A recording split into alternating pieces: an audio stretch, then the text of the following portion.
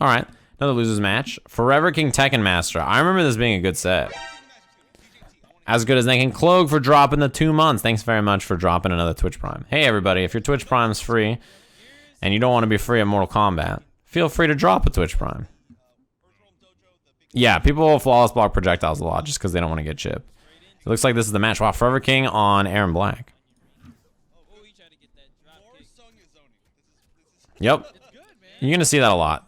Sonya players are going to go for the low because they know their opponent's going to block overhead. Their opponents are going to eat the low and take the hit. And then eventually, they're going to go overhead and their opponents are going to block low, and that's life. It's the 50-50 on that string. It has a second hit if it can be a low or an overhead, which is great. It's great as hella dramatic, dropping the Twitch Prime. Again, we see a lot of zoning from Sonya. We've talked about it a few times in Erron Black matches that have come up, but the stance is awesome for dealing with high projectiles or straight projectiles that characters shoot. So that stance is an automatic projectile parry. But what Sonya will start to do when she reads that the stance is going to come out is use the drone drop, right? And a lot of characters, you know, they don't have projectiles like this. But if they have a low projectile that comes out of the ground or something that comes from the sky like that he can't always use his parry on, it tends to be a good option. The rifle is great, by the way. Unloads the clip. He's running out of bullets. He's used a lot. The rifle has 8 shots, and you have to reload it.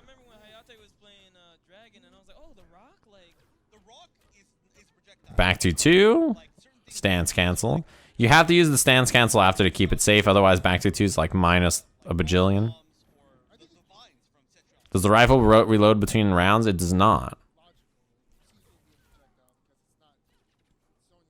No uppercut? Yeah, you just watch that string. You look for the slide. Second hit. Wow, he spent the crushing blow. He didn't have to.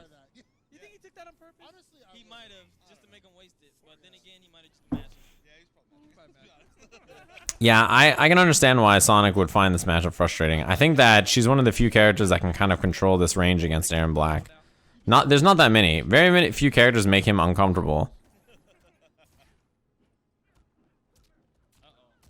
All right, 4-4 connects. Finish the string. She's a scary character, man. We don't see very much Sonya, to be honest. Although, I guess it's funny, we don't really see that many of some of the other top tiers either. Even though they're awesome characters, people just play the characters that kind of resonate with their playstyle. So we don't see that many Sonya players, even at the summit, right? It's just like Scar and Tekken Master. Erron Black's an awesome character, and we saw him more at the summit than we saw Sonya, right?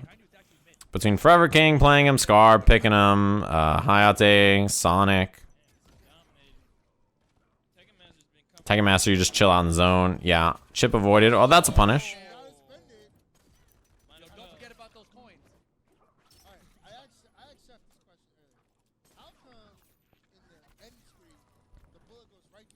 Well, dropkick or no dropkick? Oh my god, he woke up ring. He's got no defensive meter left. Yeah, you would have had to flawless block that. And even then, I don't know if it would have worked. Damn, he fatal blew him. Yeah, I would have done the same shit. I love that he smiled. Like, all right.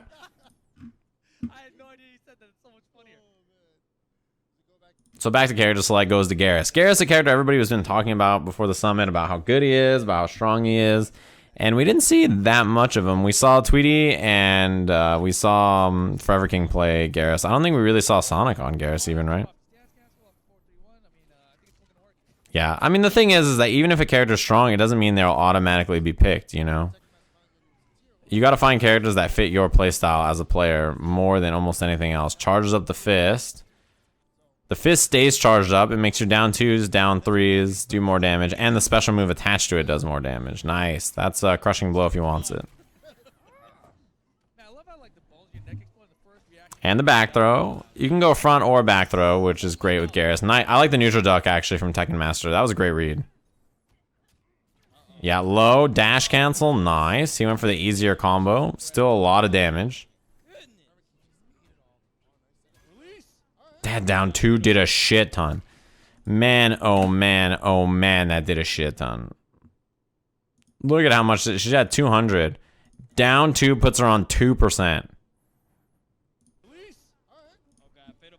And then chip damage. Not much you can do. Yeah, so the thing is that down 2 doesn't take away the power up when you use it.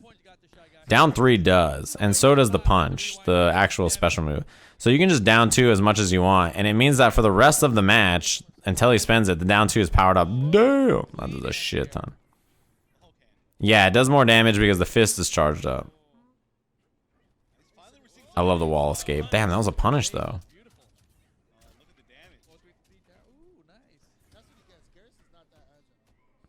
It also means that his B&Bs where he does the time freeze do way, way more damage, right? Because he gets to double down 2 in there, and they do way more because he's powered up.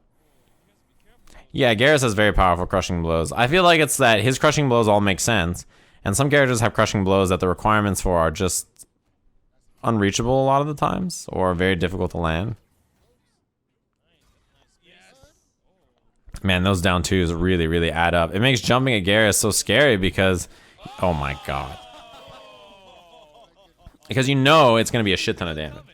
I was feeling kings, but I wasn't even thinking about Tekken Masters. He's like, okay, you want to do fail? I'm doing fatal blow. Like, oh. Yeah, we saw that working out for Scar super well against Sajam yesterday. How's Cassie? Great character. She's really solid. Yeah, the toasty is dope. Whoever came up with that at the summit is a beast. The toasty idea is really solid. Forward 2-on-2. I think that, you know, you just do it there because it pushes them to the corner. The string is awesome. With Geras, that's really what you need, right? You just need lots of forward 2-on-2, throw, down 4, sand trap. Those are really the basics of this character. You don't need anything fancy. And the 1-1 mix-up is great, too. Wake up attack. I like that. Yeah, there's an interrupt. I like that we didn't see him just, like, respect the dash up cleanly, because last time also he dashed up and through and he neutral ducked it. Damn, it connected. Nice, confirm. He has 2 offensive bars. He's dead. Down 2, down 2.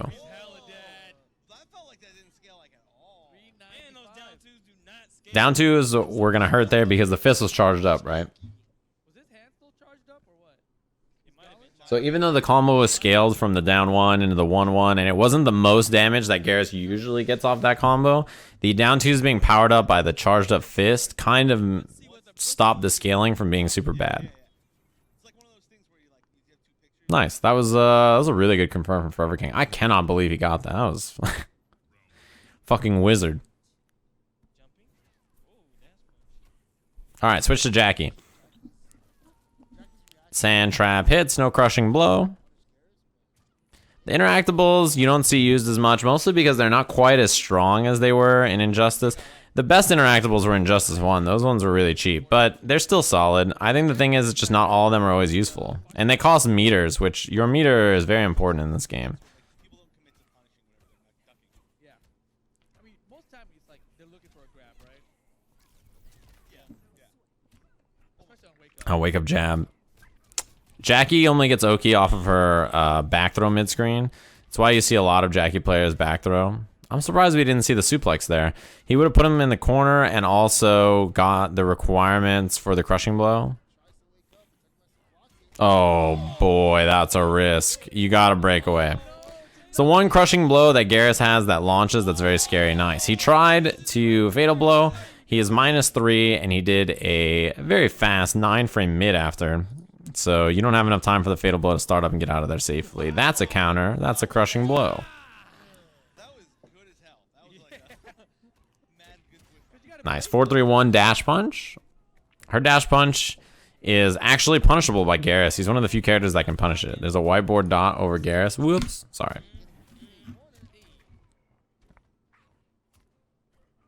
Interactable. We talked about how awesome this interactable is. Restand in the corner, and it leaves you at plus 100 million. Back throw from Jacqui. She gets pressure. Stuffs the wake up attack, or maybe it was interactable. I actually didn't see. I was scratching my eye right when it happened. I won't lie to you, chat room. Get up. So it's either get up 2 or it's get up with the interactable.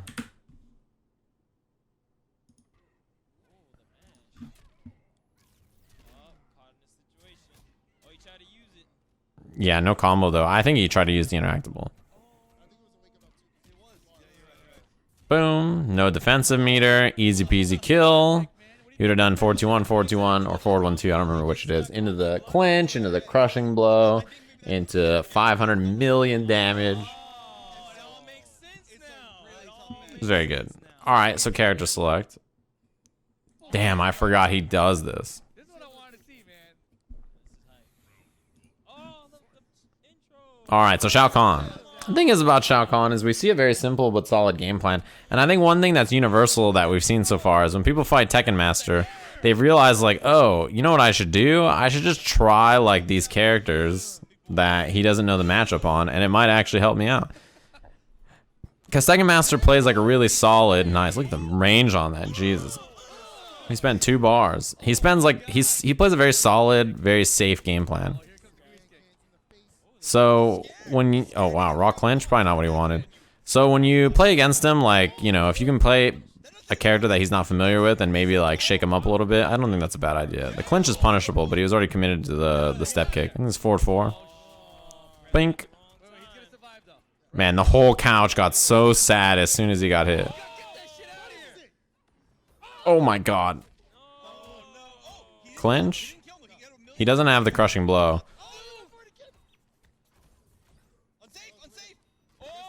140 on the punish.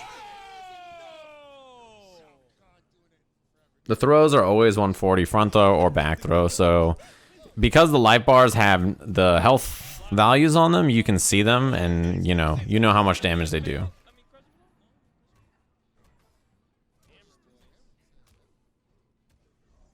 Yeah, man, Shao Kahn. It's messed up to watch him and see how whack a lot of his mid attacks are. If you're a character like Jacqui, who it's just the difference between these two characters. Yeah, 3rd hit on the string, he doesn't know. The thing about this character is her mids are terrifying, right? That's a punish. The shoulder charge is minus a billion. And he does the back throw, the suplex, which is a great choice because you need the crushing blow requirements on the clinch, which is to do all of the follow-ups. And the suplex is the one that'll take you the longest. Nice punish. That's what he needs to do to punish stuff instead of the throw, right? Look at the damage. Bonk, bonk. 2-bar kill.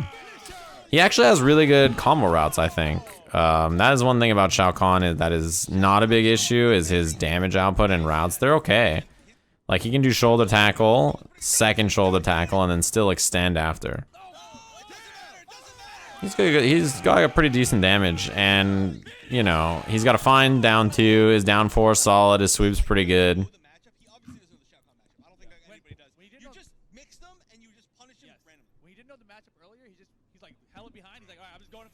How do you avoid getting special moves when you're blocking low and go to forward from a button? It happens all the time. Yeah, it does a lot. There's a pretty important input error that Sonic Fox gets in Winners Finals that I'll talk about.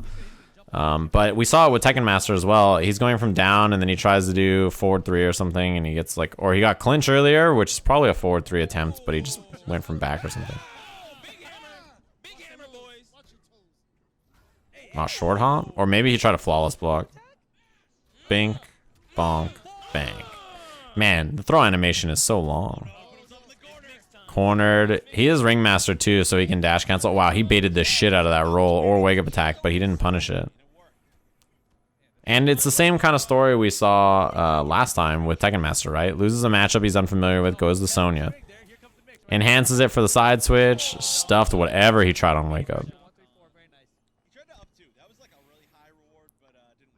My advice is the advice you saw in the chat. If you want to avoid the input errors in this game from going from down to forward, try to hold always down and not down back or anything so you don't hug the corners. It doesn't solve every issue, but it'll help. His spear is a pretty decent projectile. When it hits, it puts you in a capture state. So it gives him a lot of frame advantage on a knockdown. 2nd ring. It's so funny to watch characters, really tall characters, neutral duck projectiles in this game because it just flies through their head. Enhances it, yeah, huh? Same thing happened to KP. That's actually how he lost, right? To Scar. Punish. Forward 4 gets breakaway. Forward 4 leg drop. Goes low again. Oh, he could have killed him actually with back forward 2 there. That's a punish? Well, only a throw. Oh my god, raw tackle is minus 100 million. Damn, he hopped over the down 4.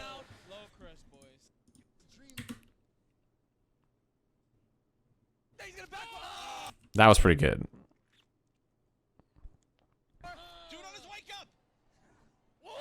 He hops right over it. Bonk. 4-3 is pretty good at that. It goes over a lot of down fours and sweeps and stuff. Man, everybody's trying to cheese out Tekken Master by playing all these other characters on him.